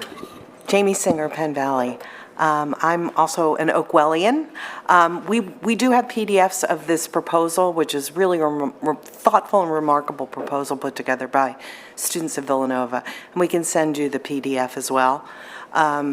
It's an extraordinary effort in terms of rendering ideas, images, an opportunity for education, an opportunity for recreation, an opportunity for reflection. The other thing that I want to say aside from this is, we're still thinking about, really hard, about places, other places for fields, and we know that fields are important. We know that Villanova is still interested in purchasing this property. You can recoup your money, and you have other programs as well that your Healthy Start program, your all-day kindergarten programs. These are also initiatives that affect, in some cases, all the students. We also know that the Jewish Federation is divesting itself of its real estate, and so there may well be opportunities. Initially there was an opportunity that the timing didn't work out well for fields at the JCC. Well, there's a 22-acre property there, and maybe there's some opportunities there, as well as the property, I know it's in Delaware County, but the property where Jack and Barrack Hebrew School is and the Federation is, that's a 35-acre property, and you are negotiating now, with another entity with the Polo Fields in Haverford Township. So I'm just wondering whether there can be we can look at some opportunities for some fields that can support everybody. Thank you. Thank you, Ms. Singer.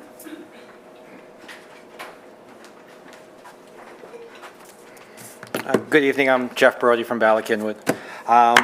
So I haven't been able to make any of the earlier meetings when Healthy Start Times was on the agenda, but I'm here now. So I want to continue to express my thanks to the entire board and administration for continuing to move this forward, and 2024 will be an answer, right? And I appreciate that. I also want to re-express, since March, the coalescing around the board on moving this forward for 2024. I think that's really important for our community, and to continue to see that happen even here tonight as more information is being presented is it's really important, really significant. So thank you all. I do want to share some light on this middle school start time thing. I looked it up as the presentation was going at my son's, my 7th grader's power school schedule, and it's on his power school schedule, attendance and arrival, 8 to 8:15. His first period is 8:19. So my son goes from the first floor, his math class, that's where he goes for I&E, so that's where he goes for homeroom. He then travels down the stairwell and somewhere in BC, I still can't figure it out, to his first period. And then back up to math 2 periods later. My elementary school son, his arrival's 9 a.m., attendance is after 9 for a period of time, right? That's our schedule. I don't have a high schooler yet, but I do know that the high schooler guidebook does not have an attendance and arrival period like middle school. So I just want to be clear. Now, maybe 8 a.m. was put in there for the report, into the guide, because maybe we're trying to inch our way forward to some sort of start time of 8 a.m. at some point. But let's just be clear about that, and I really want to make sure that's known. Also, we are a walk zone for middle, a bus for elementary. Whatever, no problem with that. But I can tell you consistently, because we drive our son to middle school, Ballackinwood, every morning, that his bus, number 85, along with 5 to 7 other buses, sit at Amherst Field, right, at 7:45, 7:50 in the morning. And that bus 85 is important to me because my elementary school kid gets picked up at 8:25, right? And sometimes we're there a little early. And by the way, there are still a handful of buses still coming through the circle between 7:45 and 7:50. So that's a rough math. I mean, I'm not a paid staff person, I'm not going to do the survey, but I just want to give some insight that maybe some more digging, again, I know I communicated this before, more digging, more support for our transportation department, maybe more support for our middle school administration scheduling to really understand what that morning could look like. Heck, if attendance could be taken at that first period instead of at this attendance and arrival thing, that's key. Also, I'm sorry, I just want to point this, what happens in those 15 minutes is the morning announcements. That's why we have to be there, because if we don't go there, we don't know what's going on, right? So maybe that can be repositioned as well, and we just saved ourselves a chunk of time. So thank you again, looking forward to June. Thank you. Ezra Wood, then we have Ruth Jenkin, and Gwen Weinberg, and Greta Gilbald. All right, thank you. I'm Ezra Wood, Merion Station. I'm a father of 3 middle school students, and I want to touch on the same thing. This idea that they're not marked late unless they're coming after 8:15 is just simply not true. My 2 fifth graders are twins. They are, terrified of showing up after 8:08, and they want to rush and get there at 8 o'clock. They really, it's not just my kids. I know plenty of fifth graders especially who want to get there. They think they have to be there at 8 o'clock. So between what you're saying, what the principal says, what teacher says, it'd be nice to all be on the same page. And just jumping ahead, yes, let's get rid of homeroom. It's just, I talked to my 8th grader, my 5th graders, their friends, and they're like, yeah, we hear announcements. There's nothing, maybe a few of them like it, and it's not, they're getting announcements out of it. It's not that big a deal. So let's get rid of that. Right, I'm a father of 3 middle schoolers, including, I have 11-year-old twins. One's a boy, one's a girl.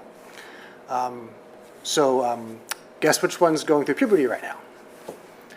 Right, the girl, right? Because girls go through puberty earlier. We brought this up. When you go through puberty, that's when the circadian rhythm shifts. That's when the early start times start to really suck for you. So of my 2 kids, my 2 fifth graders, it's my daughter who's really hating the mornings now and not my son, right? This issue came up before. We kind of swallowed it and said, well, at least, for whatever reason, we can't have elementary school go first. Okay, and this is still an overall improvement. I get it. But it's just disturbing to be seeing that the start time is getting earlier and earlier and earlier. So last year, it was 8:15, and not this year. Last year, middle school was 8:15. That was too early, right? 8:30 is the recommended earliest possible start time. 8:30 is not the recommended start time, it's the recommended earliest start time. Okay, so 8:15 last year was already too early for middle school. This year, it's basically call it 8:10. That's 5 minutes. That's kind of crappy. 8 o'clock was already kind of a bad compromise that we said, okay, that's better overall. It's not as bad as 7:30, but it's a compromise. At least that we're 8 o'clock, then not doing 7:30, doing 8:40 for high school. Okay, you'll be better off overall. Kind of a unhappy compromise, but there we go. So I remind and 7:55, 7:45, I think it should be off the table. I remind how we started tonight's meeting. Pledge of Allegiance. And then we discussed the latest, disturbing event among middle schoolers and threatening messages, et cetera. It was Black Rock today. It was BC last Friday, a separate incident. There's a school shooting text between 5th graders 3 weeks ago. I'm starting to lose track of these. So these middle schoolers are not making good decisions right now. And I guarantee that depriving them of more sleep is not going to help with their decision making. So I really think that at 8 o'clock should be the absolute earliest. I'm going to go back also, sorry, it's not just that girls go through puberty early, it's also African-American girls go through even earlier. Thank you very much. Okay, thank you.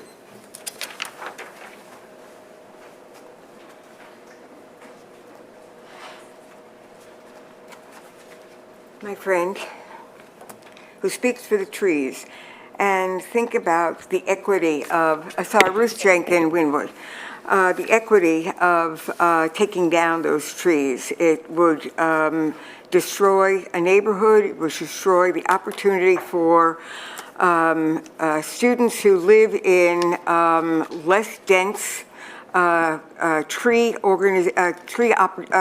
neighborhoods to explore something like Oakwell. Couple of things. The equity meeting that was supposed to be on, my Zoom was not connected to it. Was there a problem with it? The Zoom that usually works did not work on Wednesday last week. The bus presentation 2 weeks ago was extraordinary. The arrangements that he is able to make is just mind-boggling. I also would like to say that with full-day kindergarten, you have two less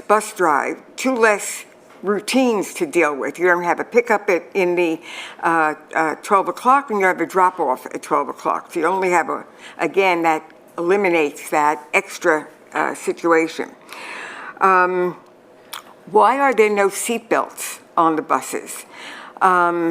I know that when I drove my 4 kids around, I could at least reach them in the back and like settle down back there. But if you got 20 kids on a bus and acting up and something happens, that bus driver is concentrating on traffic and concentrating on some misbehavior in the back of the bus. In terms of seatbelts and maybe even aids on buses where aids are needed. The other thing that I just want to mention really quickly is I belong to a group online called Learning Forward, and they discuss a lot of the issues that we discuss here as well. And it's a statewide organization. People come from many different states. And one of the things that they discussed under the equity issue is the principals. That if the principals don't have a buy-in, and if they're not the ones that are really educated on diversity and equity and inclusion and belonging, it's never going to filter down. So it really has to start with the leader in the schools, and I think they need more involvement than what's been presented here. Thank you. Thank you, Ms. Jenkins. Gwen Weinberg, Greta Gilbod, and Maria Rico. Hello, hi, I'm Gwen, I'm Winwood. I'm an advocate for Oakwell. I'm also the photographer and a video for them.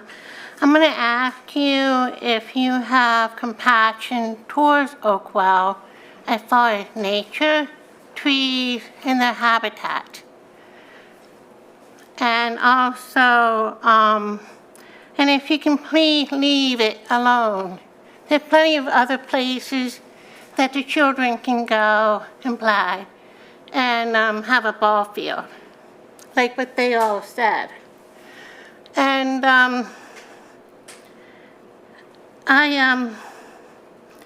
I strongly believe that the Oakwell would provide biologists, naturalists, and scientists for the college student, and please let Villanova College buy it.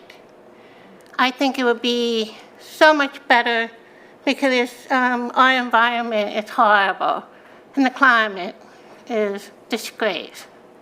And the student would learn a lot. That's it. Thank you.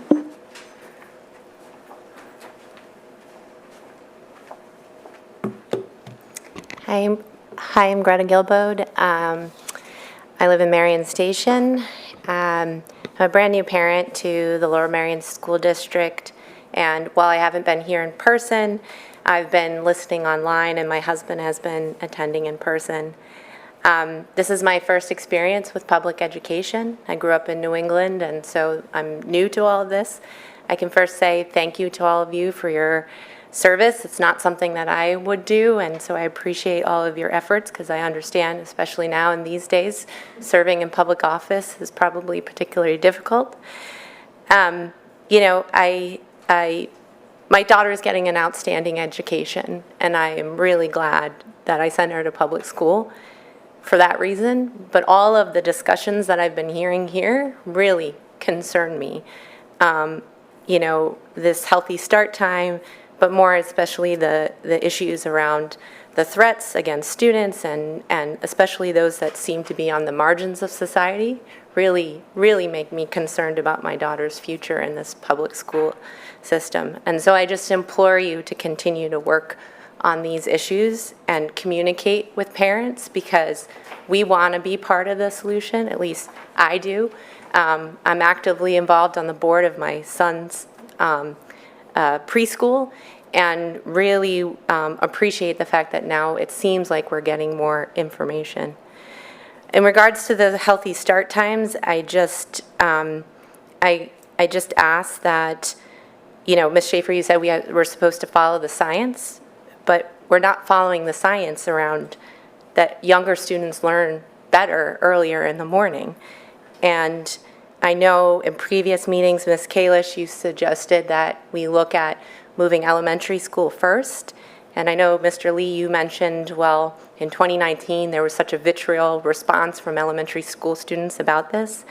But I do think that this should be explored again.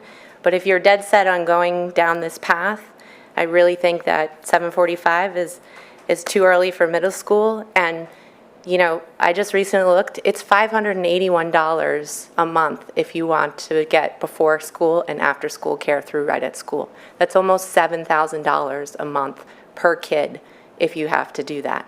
I think that's a real burden on some parents in this district, and I think that really needs to be explored as well. So I just ask that you continue to work on this, because I think it affects a lot of us, a lot of working parents, and there has to be better solutions than what's been presented. Thank you. Thank you. After Maria, we have Lisa Prosnitz. Good evening, everybody. Maria Rico from Haverford. And before starting with healthy start times, I would also like to say that I also support the efforts to save Oakwell. I think it's important to consider all the options that lots of people have very, you know, enthusiastically presented. So please listen to them and your students. I have seen students coming every meeting and asking the students to save Oakwell. But anyways, regarding healthy start times, it's not been long since I have been involved, so please, I apologize if I am too silly with my questions. Maybe you have already talked about it and I am not aware, but so is it for sure that it's gonna be implemented in 2024? And thank you. So, and then you say you're voting in June, something regarding healthy start times. What is it exactly that you're gonna vote on? Can you finish we can address the questions after. I think that's probably all that I want to say, and thank you very much. I want to also say that I know that serving in a school board is super challenging, lots of extra hours. Your job is very appreciated, but that would be all. Thank you. Thank you.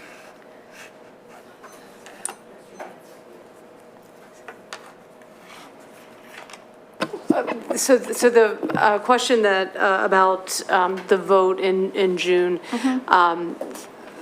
what has been authorized and what the administration has been working on is the implementation of the schedule that was presented. There were some requested modifications, and so as the administration understands it, is that we will come back and the board will decide whether there will be any additional modifications to the schedule with that I presented earlier, and so that would be the vote. So if the vote was to start earlier, for example, I know that we had some comments about that, but if it was middle school was starting at 7:45, that would be part of a vote that they would take in June. to just affirm the schedule and any associated modifications. So it's just for the schedule, that's what you're going to be voting on? What would be the final schedule? That's correct. Okay, That's the best way to put it. Thank you. So if any vote we take gets voted down in the June meeting, the schedule that was presented when we voted to approve the change in start times would be the schedule that would happen in 2024? Did I say that really confusingly? Yes, that's right? Okay, thank you. Wait, can you clarify that? Sorry. Sorry, okay. So say the administration puts forth alternative plan XYZ, and the board chooses not to vote for that in June, then what will go forward was the plan that was approved the last time we voted. If the board does vote to approve XYZ, then the specific timing laid out in that particular motion will be what will go forward. Either way, a time change is happening fall 2024. Clear? No, Fantastic. well, not entirely, one question. Okay. I was going to ask about this too, but, So go ahead, we're going to just start your. okay, all right, then I'll just, Lisa Prosnitz, Penn Valley. There's so much happening that I want to comment on and I'm concerned about, but for now I'm sticking with start times, not to belittle anything else.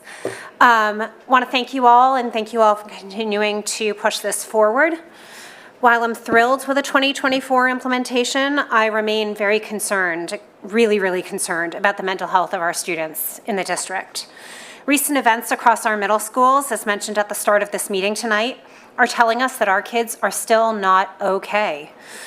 We've known this for a long time, and things are not getting better, they're getting worse.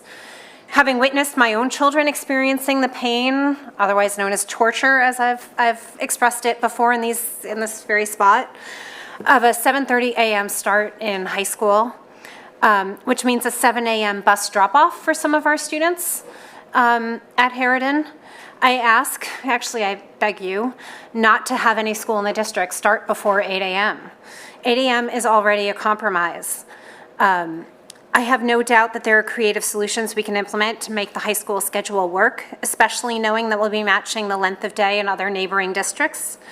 I'll also ask that you clarify exactly what will be voted on in June.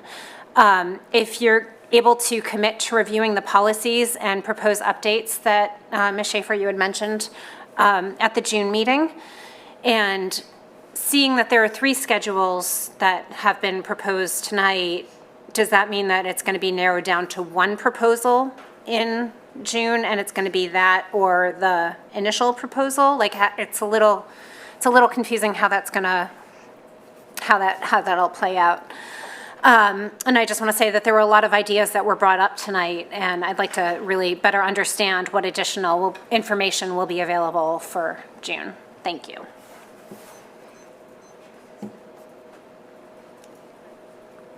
But if you yeah. So Ms. Shaver presented earlier 4 bullets on, I think it was like slide 2 of your presentation. So when we approved the schedule in that meeting, I can't remember when, apologize, we said this is what the schedule is going to be, but we want you to work and tweak some of these pieces because we're concerned about how late the kids are getting out. What are younger parents of younger children going to do in the morning with a 9:20 start time, and 2 other main pieces. So what they're working through now is trying to tweak those edges and what does that look like. And so the presentation that you saw tonight was some of those tweaks, leading with those 4 bullets. So the timing stays generally the same.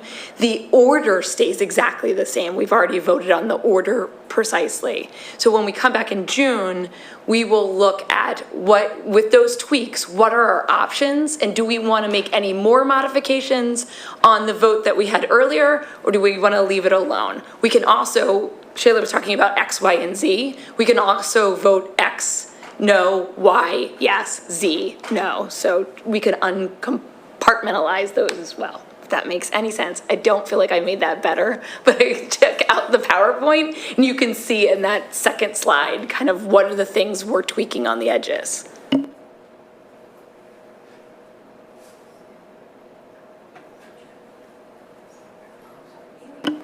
Is that it for, Sorry, you. that was the last in person. Thank you.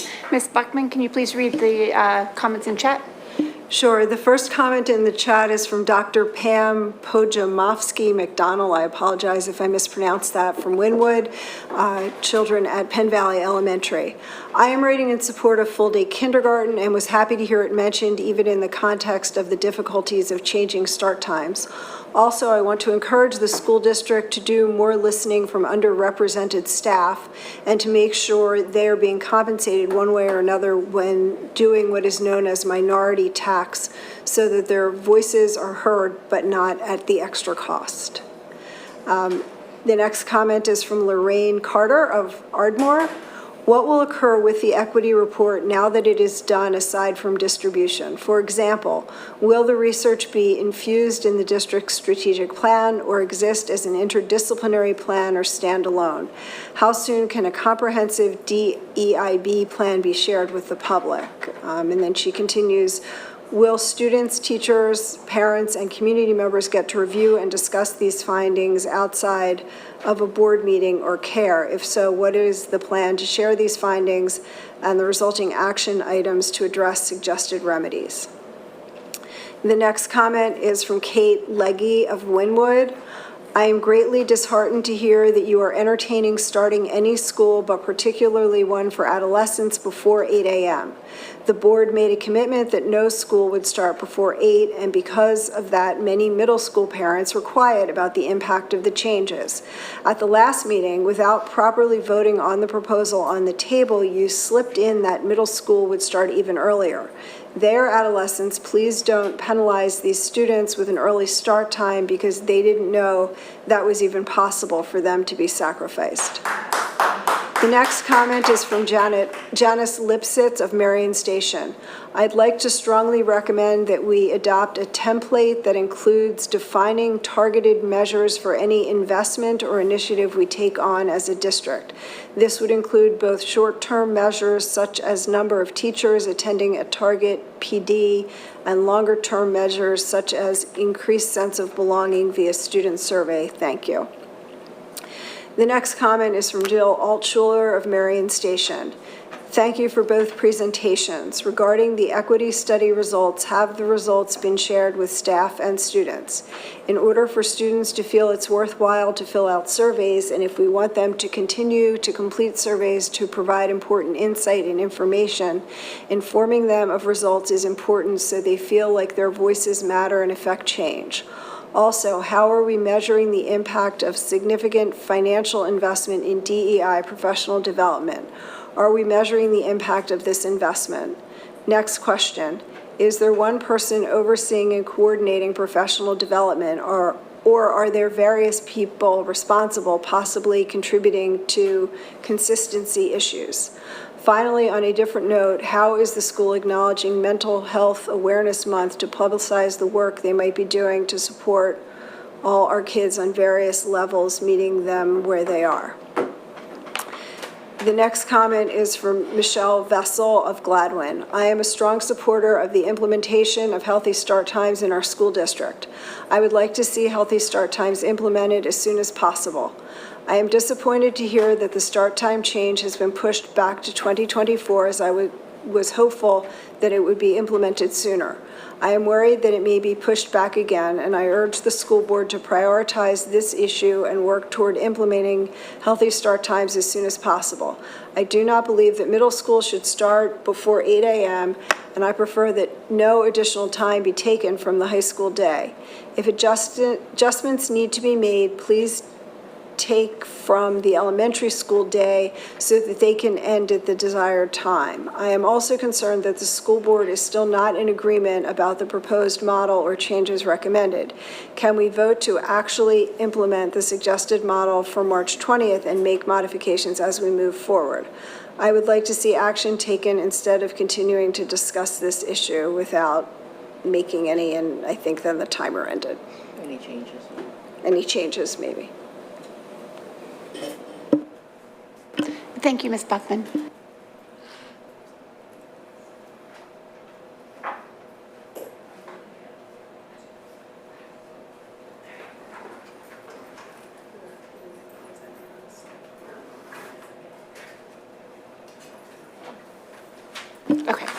Thank you very much. We will move on with our agenda. We do have one recommended action this evening.